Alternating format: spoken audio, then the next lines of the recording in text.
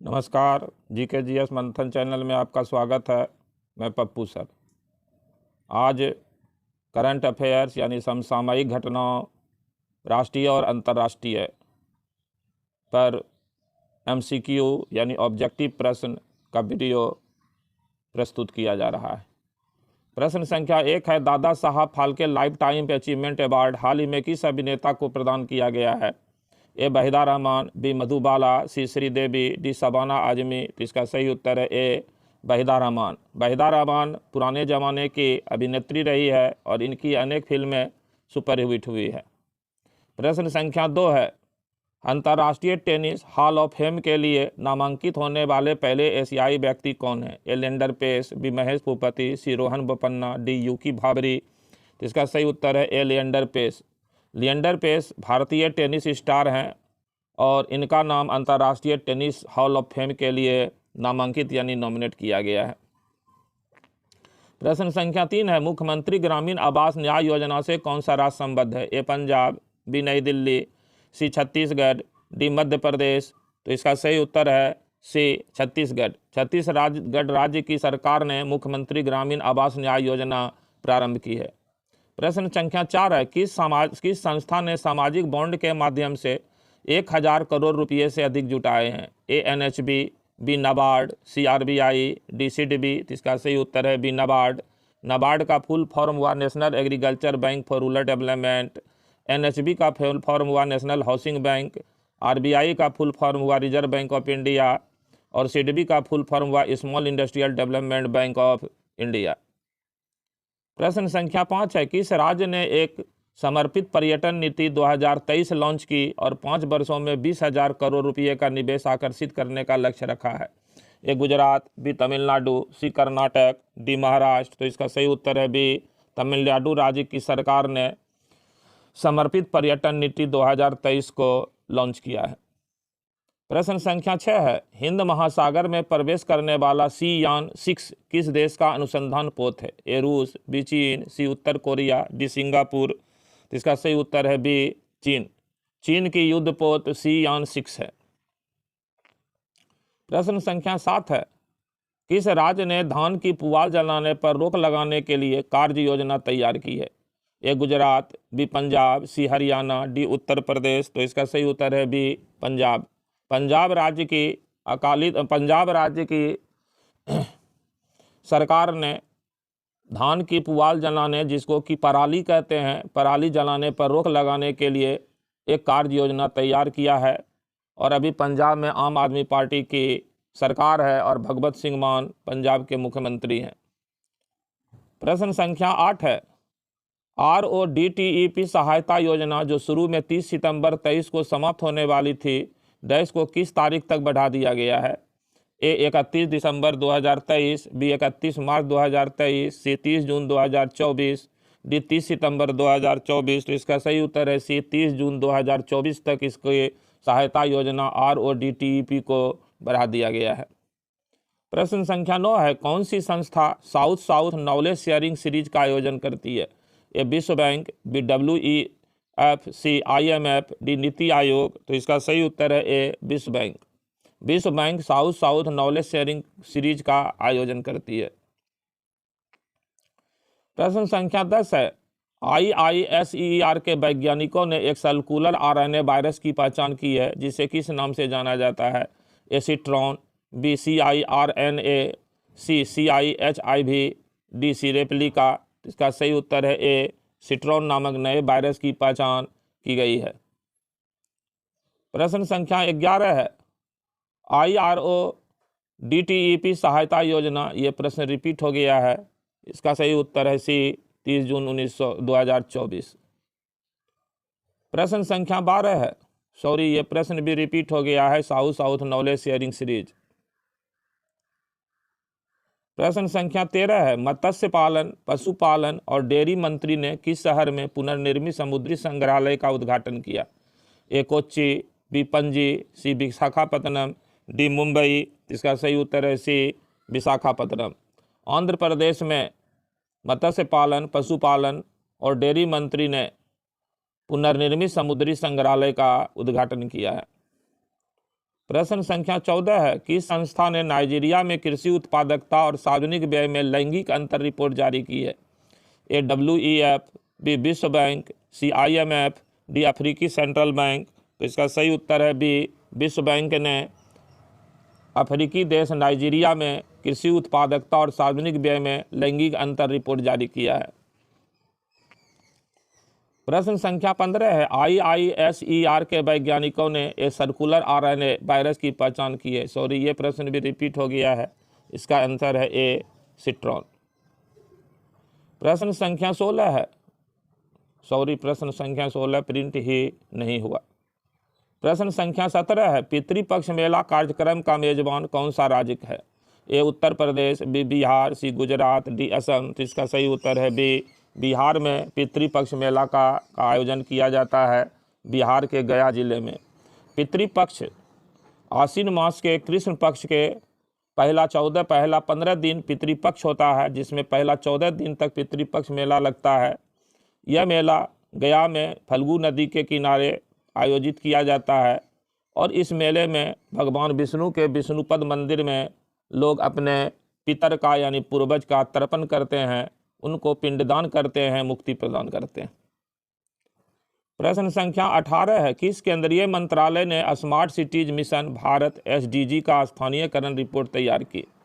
ए वित्त मंत्रालय, बी आवास और शहरी मामलों का मंत्रालय, सी MSME मंत्रालय, डी वाणिज्य और उद्योग मंत्रालय। इसका सही उत्तर है बी, आवास और शहरी मामलों के मंत्रालय ने smart cities mission Bharat SDG का स्थानीयकरण रिपोर्ट तैयार किया है। प्रश्न संख्या 19 है, अरुणाचल प्रदेश के बाद कैबिनेट प्रणाली शुरू करने वाला दूसरा उत्तर पूर्व राज्य कौन सा है? ए असम, बी त्रिपुरा, सी मेघालय, डी पश्चिम बंगाल। तो इसका सही उत्तर है बी, त्रिपुरा। त्रिपुरा राज्य की सरकार अरुणाचल प्रदेश राज्य के बाद कैबिनेट यानी कि इलेक्ट्रॉनिक कैबिनेट प्रणाली, इलेक्ट्रॉनिक मंत्रिमंडलीय प्रणाली को शुरू किया है। प्रश्न संख्या 20 है, किस संस्था ने मोबाइल नंबर पोर्टेबिलिटी पर नियमों का मसौदा जारी किया है? A NASSCOM, B TRAI, C TCIL, C DC. इसका सही उत्तर है B TRAI. TRAI telecom regulatory authority of India ने मोबाइल नंबर पोर्टेबिलिटी पर नियमों का मसौदा जारी किया है। प्रश्न संख्या 21 है, हाल के आंकड़ों के अनुसार राज्यों में वन अधिकार अधिनियम के तहत आदिवासियों द्वारा प्रस्तुत कितने प्रतिशत भूमि दावों को खारिज कर दिया? ए 10%, बी 20%, सी 30%, डी 40%। तो इसका सही उत्तर है डी, 40%। प्रश्न संख्या 22 है, दक्षिण चीन सागर में स्कारबोरो शोल क्षेत्रीय दावे में कौन से देश शामिल है? स्कारबोरो शोल के क्षेत्रीय दावे में ए चीन और फिलीपींस, बी चीन और ताइवान, सी चीन और इंडोनेशिया, डी चीन और मलेशिया। इसका सही उत्तर है ए, चीन और फिलीपींस दक्षिणी चीन सागर में स्कारबोरो शोल के क्षेत्रीय दावे में शामिल है। प्रश्न संख्या 23 है, खबरों में नजर आए फ्रैंक रूबियो किस पेशे से जुड़े हैं? एक खिलाड़ी व्यक्ति, बी व्यवसायी व्यक्ति, सी अंतरिक्ष यात्री, डी वैज्ञानिक। तो इसका सही उत्तर है सी अंतरिक्ष यात्री। प्रश्न संख्या 24 है, किस संस्था ने महिला शक्ति और कैंसर रिपोर्ट जारी की है? A WHO, B CDC, C Lancet commission, D John Hopkins विश्वविद्यालय। तो इसका सही उत्तर है सी, लेसेंट कमीशन ने महिला शक्ति और कैंसर रिपोर्ट को जारी किया है। प्रश्न संख्या 25 है, किस देश ने आधिकारिक तौर पर अपने परमाणु हथियार की स्थिति को अपने संविधान में शामिल किया है? ए इजरायल, बी संयुक्त अरब अमीरात, सी उत्तर कोरिया, डी रूस। तो इसका सही उत्तर है सी उत्तर कोरिया। नॉर्थ कोरिया ने अपने संविधान में परमाणु हथियार की स्थिति को बताया। प्रश्न संख्या 26 है, स्वावलंबन 2.0 किस संस्थान का स्वदेशीकरण रोडमैप है? ए IRDAI, बी भारतीय नौसेना, सी नीति आयोग, डी RBI। इसका सही उत्तर है बी, भारतीय नौसेना। इंडियन नेवी का ये स्वदेशीकरण रोडमैप है स्वावलंबन 2.0। प्रश्न संख्या 27 है, किस संस्थान ने नूर 3 इमेजिंग सैटेलाइट को कक्षा में लॉन्च किया है? ए इजरायल, बी संयुक्त अरब अमीरात, सी ईरान, डी उत्तर कोरिया। इसका सही उत्तर है सी, ईरान ने नूर 3 इमेजिंग सैटेलाइट को कक्षा में स्थापित किया है। प्रश्न संख्या 28 है, किस देश ने मीडिया में जनरेटिव AI के 100 व्यावहारिक उपयोग के मामले लॉन्च किए हैं। ए USA, बी ऑस्ट्रेलिया, सी UAE, डी फ्रांस। तो इसका सही उत्तर है सी UAE यानी यूनाइटेड अरब अमीरात ने जनरेटिव AI के 100 व्यावहारिक उपयोग के मामले में लॉन्च किया है। प्रश्न संख्या 29 है, ग्लोबल इनोवेशन इंडेक्स 2023 में भारत का स्थान क्या है? A 60, B 50, C 40, D 30। तो इसका सही उत्तर है C 40 यानी 40। ग्लोबल इनोवेशन इंडेक्स 2023 में भारत की स्थिति 40वें नंबर पर है। प्रश्न संख्या 30 है, किस केंद्रीय मंत्रालय ने CRIIO for good module launch किया है? A MSME मंत्रालय, B शिक्षा मंत्रालय, C इलेक्ट्रॉनिक्स और IT मंत्रालय, D विदेश मंत्रालय। इसका सही उत्तर है B भारत शिक्षा मंत्रालय ने CRIIO for good module launch किया है। प्रश्न संख्या 31 है, हाल ही में किस भारतीय राज्य ने टग नौकाओं और बचाव पोत सहित कई अंतर्देशीय जल जहाज़ों का शुभारंभ किया है? ए पश्चिम बंगाल, बी असम, सी बिहार, डी उत्तराखंड। तो इसका सही उत्तर है बी असम राज्य की सरकार ने टग नौकाओं और बचाव पोत सहित कई अंतर्देशीय जल जहाज़ों का शुभारंभ किया है। प्रश्न संख्या 32 है, हाल ही में किस संस्था ने antimatter response to gravity का खुलासा किया है? ए यूरोपीय परमाणु अनुसंधान केंद्र, बी चीनी विज्ञान अकादमी, सी हार्वर्ड विश्वविद्यालय, डी मैक्स प्लैंक सोसाइटी। तो इसका सही उत्तर है ए यूरोपीय परमाणु अनुसंधान केंद्र ने antimatter response to gravity का खुलासा किया है। प्रश्न संख्या 33 है, किस देश ने फुंजो जियामेन सांगझू रेलवे लॉन्च लाइन किया है? रेलवे लाइन लॉन्च किया है? ए चीन, बी उत्तर कोरिया, सी दक्षिण कोरिया, डी इंडोनेशिया। तो इसका सही उत्तर है ए चीन। चीन ने फुजो जियामेन झांगझू रेलवे लाइन को लॉन्च किया है। प्रश्न संख्या 34 है,